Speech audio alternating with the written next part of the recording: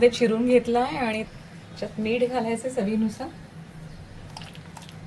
आणि याला फक्त थोडं एक शिट्टी होईपर्यंत फास्ट मोडवर शिजवून घ्यायचं, जेणेकरून तो जास्त ओव्हर कुक होणार नाही. तुम्ही नुसतं त्याला एखाद्या पातेल्यामध्ये पण शिजवू शकता, पण कुकरमध्ये काम पटकन होईल. इंडियन रेसिपी आहे. यासाठी मी कोवळा जो मगाशी सांगितल्याप्रमाणे एक शिट्टीमध्ये उकडून घेतला आहे. इथे जिरं घेतलंय मी थोडं आणि थोडे काळी मिरी घेतलेत, 5 ते 6 आहेत.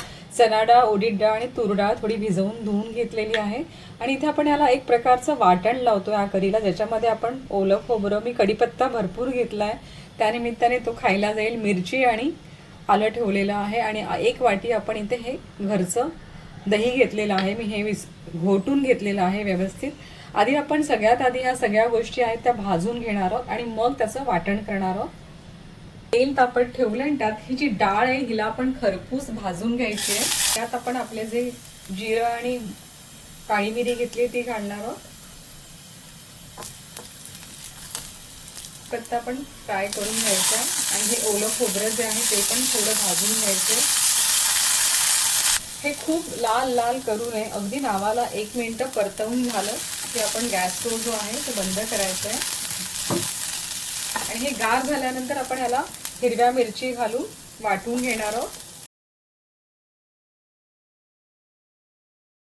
वाटून झाल्यावरती याच्यामध्ये आपण जे घोटलेलं दही आहे ते घालायचं आणि जस्ट एकदा फिरवायचंय. त्यामध्ये 1 चमचा तेल घेतलेला आहे आणि त्या तेलात आपण हिंग, मोहरी घालणार आहोत. मोहरी चांगली तडतडली की त्याच्या पाठोपाठ आपण कढीपत्ता आणि मेथीचे दाणे घालायचे.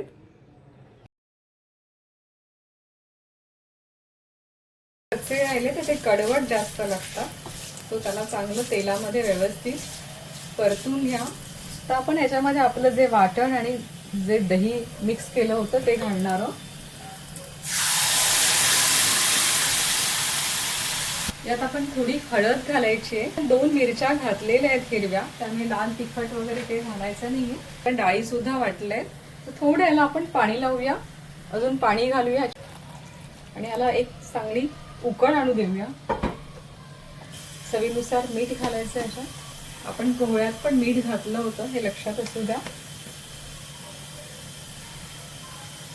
याला चांगली उकळ काढायची, कमीत कमी 4 ते 5 मिनिटं.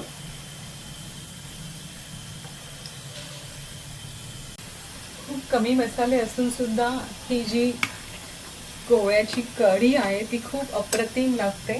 त्यात मी आता आपण जो उकळलेला कोवळा आहे तो सोडणार आहे.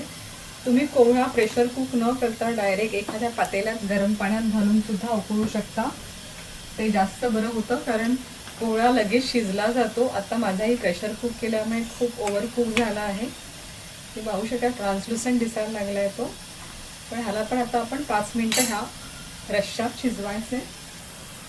आपल्याला हवं तेवढा पातळ घट्ट आपण करू शकतो.